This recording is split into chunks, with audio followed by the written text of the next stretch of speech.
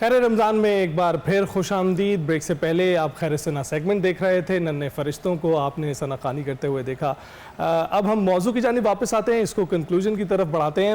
Marine, آپ دیکھتی ہیں ہماری تو کوشش ہوتی ہے کہ ہم اپنی ٹرانسمیشن میں ایسے موضوعات کو چھیڑیں جن کا ذکر ہمیں لگتا ہے کہ کہیں نہ کہیں اب ادھورا رہ رہا ہے، اس کا فقدان ہے، اسے وافر تعداد میں کرنا چاہیے تاکہ ہماری اگلی نسلوں کو پہنچ سکے۔ آپ کو لگتا ہے کہ اس کی کمی ہے؟ انسان کے لیے اپنے بچوں کے لیے ٹائم نہیں ہے تو وہ اوروں کے بچوں کو کیسے برداشت کرے، کیسے ان کے لیے ٹائم گزارے۔ لیکن کچھ لوگ ہیں جو کہ بہت نیک ہیں، جن کے دلوں میں ابھی بھی وہ محبت ہے، اور جو اللہ تعالیٰ کی راہ پہ چلتے ہیں اور اللہ تعالیٰ کے کہے ہوئے کام کرتے ہیں، اور ان لوگوں کو میں سلام کرتی ہوں، کیونکہ اس تیزی سے جانے والی زندگی، اس دور میں آپ کسی کے لیے وقت نکالیں، کسی سے محبت کریں جو آپ کا کچھ نہ لگتا ہو، اور ایسی محبت کریں کہ وہ آپ اسے کچھ مانگیں نہیں، آپ اس سے پیار کریں، کیونکہ وہ جیسا انسان ہے وہ پیارا انسان ہے۔ یہ بہت کام ہے، اسپیشلی جو بچے ہوتے ہیں آج کل میں دیکھتی ہوں جو اسپیشل نیڈس چلڈرن ہوتے ہیں، جن کو والدین پھینک کے چلے جاتے ہیں، ان کا کیا قصور ہے؟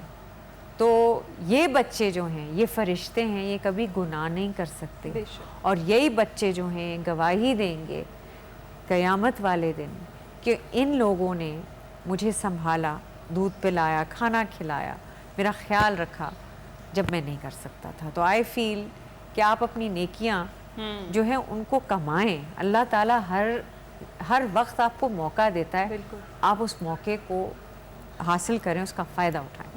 بالکل بالکل۔ ناصر صاحب آپ کیا کہیں گے؟ ہاں، میں یہی بات کرتا ہوں حضرت حلیمہ سعدیہ کے حوالے سے کہ خوش نصیب ترین روح ہیں اس دنیا میں۔ وہ مائیں چھوٹے ہوتے بچوں کو پڑھ کے سناتی ہیں لوریاں ہمارے گھر میں، حلیمہ میں تیرے مقدراں تو صدقے، تو وہ حضور واقعتاً آقا دو جہاں کا ان کے گھر میں اس طرح کھیلنا اٹھنا بیٹھنا، وہ کہتی ہیں کہ یعنی ان کو حضور علیہ السلام سے عشق ہو گیا تھا، میاں بیوی دونوں کو رسول اللہ سے عشق ہو گیا تھا۔ کبھی ایسا ہوتا کہ باہر گئے ہوتے تو حضرت حلیمہ کو ڈر لگ جاتا، پتہ نہیں محمد مصطفیٰ کو کچھ ہو نہ گیا ہو۔ کہتی ہے میں اپنے گھر بیٹھی ہوتی تو میں اٹھ کے فوراً جاتی، حالانکہ اپنے بچے ساتھ گئے ہوتے تھے جو رضائی بھائی تھے اور بہن تھی، تو کہتی میں دیکھنے چلی جاتی کہیں محمد مصطفیٰ صلی اللہ علیہ وسلم کو کچھ ہو نہ گیا ہو۔ اٹھ کے کہتی میں جا کے دیکھتی تو کئی بار ایسا منظر دیکھا کہ ساری ہر طرف دھوپ ہی دھوپ ہے، صحرا ہے، بکریاں پھر رہی ہیں اور ان کو کوئی چارہ نہیں ملتا، اور نبی کریم علیہ السلام جدھر جاتے ہیں آسمان پر ایک بادل رسول اللہ کے ساتھ ساتھ چلتا ہے۔ یہ مناظر اللہ نے دکھایا حضرت حلیمہ کو، ان کے بچوں کو۔ اور ایک حدیث پاک میں ذکر آتا ہے کہ ایک بار ادھر حضور سرور دو عالم صلی اللہ علیہ وآلہ وسلم کا شق صدر ہوا، وہ ایک واقعہ تھا، فرشتے آئے حضور نبی کریم صلی اللہ علیہ وآلہ وسلم کے صدر انور میں کوئی شرح صدر رب ذوالجلال نے کیا، وہ ایک الگ مضمون ہے، ٹاپک ہی الگ ہے، مگر دونوں بھائی اور بہن ڈر گئے۔ وہ دوڑ کے گھر آئے اور آ کے والدہ سے عرض کرنے لگے امی جان ہمارے بھائی کے ساتھ ایسا ہوا، کچھ نورانی سے لوگ آئے، ان کو اٹھا کے لے گئے، ان کا سینہ چاک کیا، لیکن جب حضرت حلیمہ دوڑتی ہوئی آئیں تو دیکھا رسول اللہ صلی اللہ علیہ وسلم مسکرا رہے ہیں، کچھ بھی ایسا نہیں ہے۔ اس پر ڈر بھی گئی تھی، پھر واپس آئی تھی مکہ میں۔ تو مجھے لگتا ہے اس طرح کے کچھ نہ کچھ واقعات ہوتے رہے ہوں گے کہ جس میں بار بار واپس حضرت آمنہ کے پاس آ پاتی ہوں گی، دادا حضرت عبد المطلب کے پاس آتی ہوں گی، اور اس کا بھی میں نے پڑھا حضرت عبد المطلب اور حضرت آمنہ جا کے بھی مل کے آیا کرتے تھے، خود چچا حضرت ابو طالب جایا کرتے تھے۔ یقیناً حضرت عبداللہ اپنے بھائیوں کو بہنوں کو بہت پیارے تھے۔ ان کی ایک نشانی جو ان کے وصال کے بعد اس دنیا میں آئی، حضور علیہ السلام کے چچا، حضور کی پھپھیاں، حضور کے دادا، حضور کی والدہ، مجھے نہیں لگتا کوئی دن رہتا ہوگا جس دن جا کے ملتے نہیں ہوں گے یہ لوگ۔ ہر کوئی کبھی کوئی جا رہا ہوگا، کبھی کوئی جا رہا ہوگا آقا علیہ السلام کو ملنے کے لیے، خیال کرنے کے لیے، لیکن جب وہ ڈر گئی واپس آئی تو حضرت حلیمہ نے عرض کی کہ ایسا کچھ واقعہ تو کوئی اثرات نہ ہو، تو حضرت آمنہ نے کہا نہ حلیمہ نہ، میرا یہ بیٹا ہر طرح سے اللہ کی حفاظت میں ہے، اور اللہ نے اس کو کسی بڑے مقصد کے لیے پیدا کیا ہوا ہے۔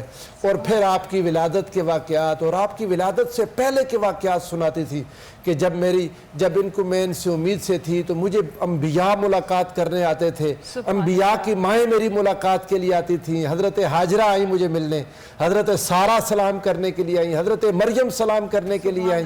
تو وہ عجیب و غریب واقعات جو حضرت آمنہ نے دیکھ رکھے تھے وہ ان کو سناتی تھیں، اور حضرت حلیمہ سعدیہ پھر سے اسی عشق اور محبت کے ساتھ رسول اللہ صلی اللہ علیہ وسلم کی خدمت میں لگ جاتی تھیں۔ جو ان کے جانور بیمار ہوتے تھے آقا علیہ السلام ہاتھ لگاتے ان کو صحت مل جاتی، جو بکری بالکل دودھ نہ دیتی رسول اللہ ہاتھ لگاتے اس دودھ سے برتن بھر جاتے۔ لوگ سارے حیران تھے ان کے علاقے میں کہ یہ کیا معاملہ ہے کہ یہ اتنی برکت والا بچہ رسول اللہ صلی اللہ علیہ وآلہ وسلم کے ساتھ رہنے کو علاقے کے بچے ترجیح دیتے تھے کہ جدھر محمد مصطفیٰ جائیں ادھر تم بھی اپنی بکریاں لے کر جایا کرو، مکہ کے محمد برکت والے ہیں، جہاں جاتے ہیں برکتیں ہی برکتیں ہو جاتی ہیں۔ فاضل صاحب، ماں کے علاوہ تو کوئی ہستی ایسی نہیں ہے جس کے دل میں وہ جذبات ہوں جو بچوں کے لیے اپنے ہوتے ہیں، تو یہ کیسے پنہا کر دیا جاتا ہے، کیسے یہ عطا کر دیے جاتے ہیں یہ جذبات، اور کیا اس کے لیے بھی کوئی کوالیفیکیشن کی ضرورت ہوتی ہے؟ لیکن سب سے بڑی کوالیفیکیشن تو ڈیوائن سلیکشن ہی ہے اس کیس کے اندر۔ اللہ رب العزت جس کو سلیکٹ کر لیتا ہے تو وہ شعور وہ جذبہ بھی دے دیتا ہے۔ ماڈرن مائنڈ کا مسئلہ یہ ہے کہ ہم چیزوں کو ہمیشہ ایک ریشنل فریم ورک سے دیکھتے ہیں۔ دین کے اندر چیزیں ریشنل نہیں ہوتی، بہت سی چیزیں میٹا ریشنل بھی ہوتی ہیں، ریشنالٹی کے ریلم سے اوپر، جس کو اقبال نے کہا ہے نا، گزر جا عقل سے آگے کہ یہ نور چراغ راہ ہے منزل نہیں ہے۔ تو وہ جو جذبات بی بی حلیمہ کے اندر پیدا ہوئے وہ اللہ کی عطا ہے، وہ وہب ہے، وہ کسب نہیں ہے، وہ ان کی ہیومن سٹرگل نہیں ہے کہ میں نے اس بیٹے کو اب ماں بن کے پالنا ہے۔ یہ تو ہیومن سٹرگل ہے نا۔ آج کے دور میں اگر کوئی فلانتھرپی کرتا ہوں، کوئی اولڈ ہوم کھول لیتا ہوں، تو ایک کانسٹنٹ ہیومن سٹرگل رہتی ہے۔ میں کسی اسپیشل چائلڈ کے ساتھ میں اس کے ساتھ اچھا سلوک کرتا ہوں، I have to do that constant struggle, extra effort.